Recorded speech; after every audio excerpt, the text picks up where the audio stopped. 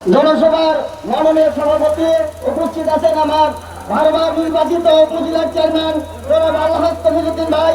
মঞ্চে উপস্থিত আছেন আমার দেলোয়ার সুতিবাড়ি ইউনিয়নের সাবেক চেয়ারম্যান জনাব দেলোয়ার হোসেন দেলোয়ার ভাই, আরো আমার নেতা কর্মী ভাই ও বোনেরা, আসসালামু আলাইকুম।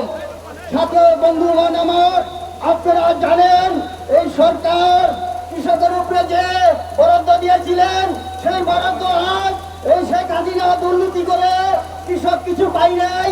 এই কৃষকের উপরে সব টাকা লুটপাট করে খেয়ে আজকে তিনি ভারতে বলে গিয়েছেন কৃষকের এই বিদ্যুতের দাম বাড়িয়ে এই টাকা দুর্নীতি করে চুরি করে খাইয়ে তিনি আজকে এই ভারতে পলিয়ে গিয়েছেন। আজকে দেখেন সাধারণ মানুষের অবস্থা। আজকে জীবনে এই কৃষকের দ্রব্যমূল্যের দাম অর্ধগতি, কিন্তু এইটা কিন্তু এই সাধারণ মানুষ কিন্তু সহ্য করতে পারেন নাই।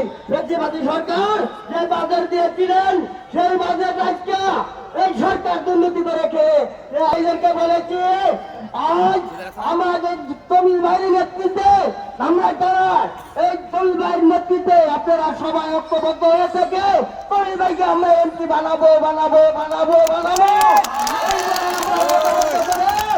আগামীতে আমরা এই তমিল ভাই আমাদের কৃষকের পাশে থাকবে, ইনশাল্লাহ সারের দাম কমাই দিবে, বিদ্যুতের দাম কমাই দিবে আমার তমিল ভাইয়ের নেতৃত্বে, ইনশাল্লাহ। এই বলে আমার বক্তব্য শেষ করছি। খোদা হাফেজ। বাংলাদেশ জাতীয়বাদী দল জিন্দাবাদ।